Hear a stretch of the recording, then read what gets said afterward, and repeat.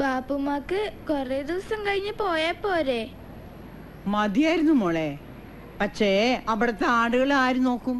ഇപ്പൊ തന്നെ ജമീല താത്ത നോക്കാന്ന് പറഞ്ഞ ഉറപ്പില്ല ബാപ്പമ്മ പോന്നത്. എപ്പോഴും അത് പറ്റുമോ? ബാപ്പ സമയത്തെത്തുന്ന് വിചാരിക്കണ്ട, എപ്പോഴും വൈകും. കുടുംബകാര്യത്തില് മാത്രമേ അമ്മാന്തുള്ളൂ, നാട്ടുകാരുടെ കാര്യത്തില് വലിയ കൃത്യനിഷ്ഠയാ. ഓന്റെ ബാപ്പയെ എങ്ങനെയായിരുന്നു?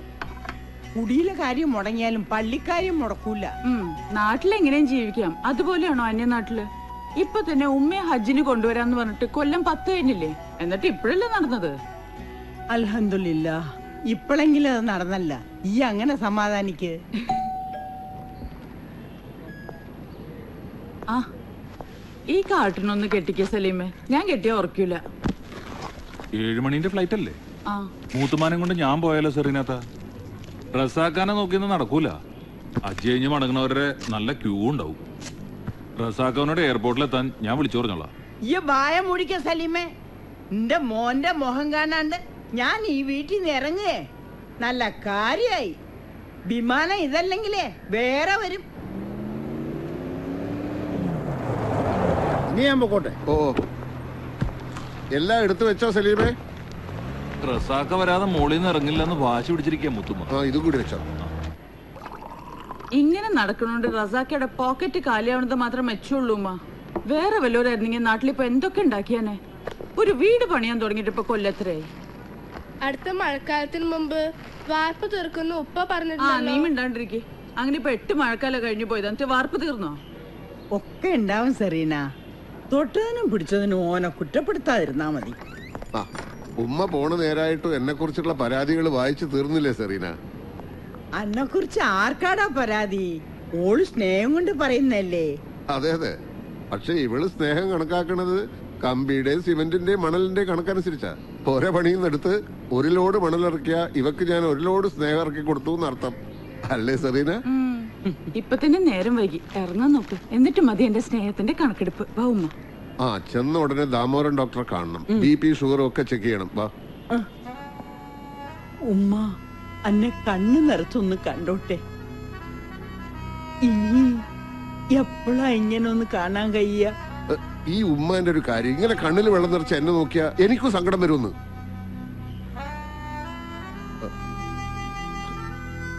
വന്നേ.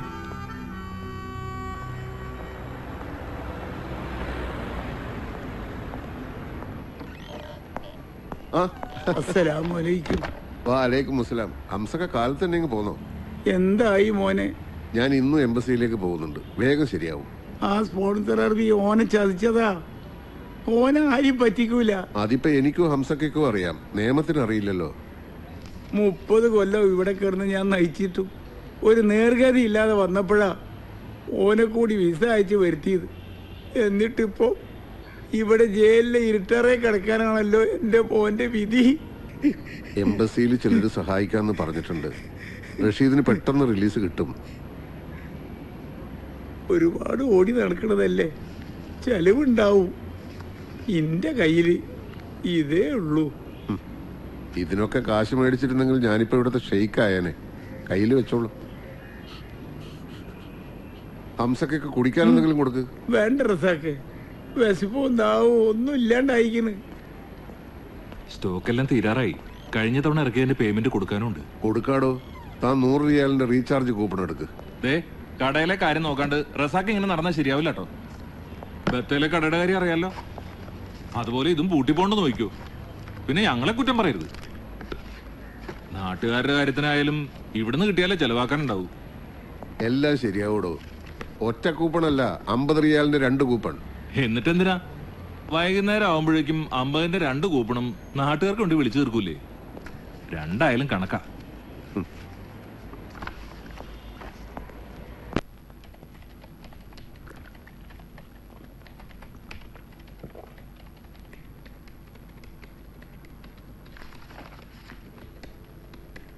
എങ്ങനുണ്ട്?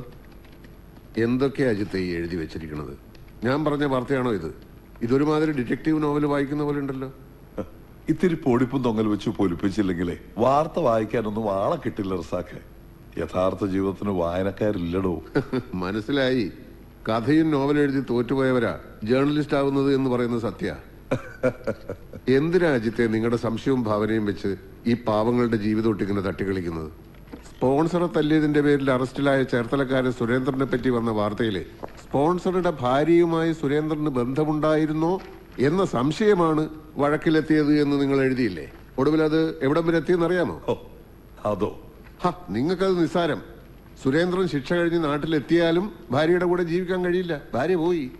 That's interesting. പക്ഷേ സുരേന്ദ്രൻ ജയിലിൽ നിന്ന് ഇറങ്ങുന്ന ദിവസം മാത്രമേ ആ സ്റ്റോറിക്ക് നിലനിൽപ്പുള്ളൂ. 10 മിനിറ്റിൽ കൂടുതൽ ഞാനിവിടെ ഇരുന്നാൽ താൻ എന്നെയും ഒരു കോളം വാർത്തയാക്കി മാറ്റും. അതിനു മുമ്പ് ഞാൻ ഇറങ്ങ. നിക്ക്, ഒരു പുതിയ ന്യൂസ് ഉണ്ട്. കൊടുക്കുന്നതിന് മുമ്പ് തന്നെ ഒന്ന് കാണിക്കാന്ന് വിചാരിച്ചു. ബുറേദയിൽ ഒരു അറബിയുടെ വീട്ടിലെ ഗദ്ദാമയാ. അവിടുന്ന് കുറെ പണവും സ്വർണവും മോഷ്ടിച്ച് 2 ദിവസം മുമ്പ് ചാടിപ്പോയി എന്നാണ് വാർത്ത. വല്ല പരിചയമുണ്ടോ നോക്കിക്കേ. അശ്വതി അറിയോ? ഇല്ല. വെണ്ണതോൽക്കുമുടലിൽ സുഗന്ധിയാ വെണ്ണ തേച്ച് നിൽക്കും ഒരു ടിപ്പിക്കൽ മലയാളി പെണ്ണ്. മോഷ്ടിച്ച് കടന്നു കളഞ്ഞാണെന്ന് കണ്ടാ പറയൂ. മരുഭൂമിയുടെ സ്വഭാവം മാറണതും മനുഷ്യന്മാരുടെ മനസ്സ് മാറണതും ആർക്കെങ്കിലും കണക്കൂട്ടി പറയാൻ പറ്റുമോ അജിത്തെ? അത് ശരിയാ. പേരും പാസ്പോർട്ടിലെ ഡീറ്റെയിൽസും മാത്രം വെച്ച് ഒരു സ്റ്റോറിക്കുള്ള സ്കോപ്പ് ഇല്ല. കുറച്ചുകൂടി ഇൻഫർമേഷൻ കളക്ട് ചെയ്യണം. താനൊന്ന് ശ്രമിച്ചു നോക്കട്ടെ. എന്തായാലും താൻ സ്വന്തമായി കഥയുണ്ടാക്കി ഇതും ഡിറ്റക്റ്റീവ് നോവലാക്കണ്ട. കഥയേക്കാൾ വിചിത്രമായ ജീവിതം ഉണ്ടാവും നമ്മൾ അറിയാത്ത പല മനുഷ്യർക്കും.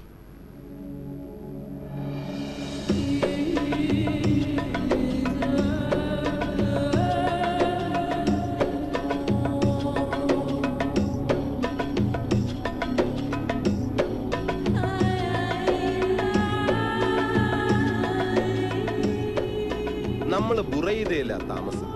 റിയാദിൽ നിന്ന് 400 കിലോമീറ്റർ ഉണ്ട്. ചവിട്ടി വിട്ട 3-3.5 മണിക്കൂർ കഷ്ടി.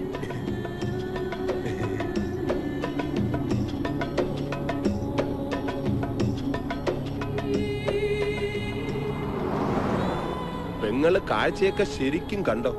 അറബിയുടെ വില്ലേന്റെ അകത്ത് കയറിയാ പിന്നെ പുറം ലോകം കാണുന്നത് തിരിച്ച് എയർപോർട്ടിൽ പോകുമ്പോഴാവും. പെങ്ങൾക്ക് വിശക്കുന്നുണ്ടാവുമല്ലേ? 1.5 ദിവസം എയർപോർട്ടിൽ ഇരുന്നതല്ലേ? സാരില്ല.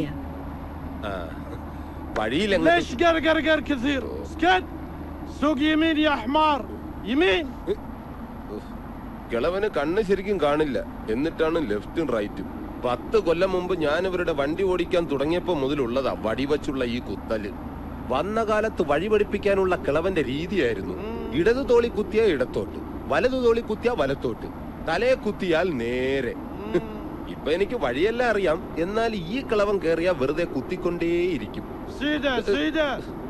അനാരിഫ് ബാബ മാഫി ഒളറിഫ് അനസൂയ കലം അൻബാബ അയല. ഈ തന്തയുടെ പേര് Khalid Ahmed bin Sayyid Muhammad. ഇങ്ങേരുടെ മോനാ നമ്മുടെ sponsor Nawaf Ahmed bin Khalid Muhammad. പിന്നെ തന്തയുടെ ഭാര്യ, സ്പോൺസറുടെ ഭാര്യ, അവരുടെ മക്കൾ, എല്ലാവർക്കും പിന്നെ നല്ല തങ്കപ്പെട്ട സ്വഭാവ. അതൊക്കെ പെങ്ങൾക്ക് അവിടെ ചെല്ലുമ്പോ മനസ്സിലായിക്കോളും.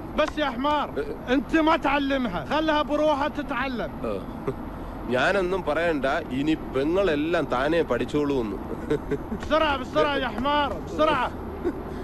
എനിക്കൊരാഗ്രഹം കൂടിയുണ്ട് പെങ്ങളെ. ഈ കള്ളക്കളവനെ വണ്ടി ഇടിച്ച് കൊന്നിട്ട് സൗദി ജയിലിൽ പോയി സുഖമായിട്ട്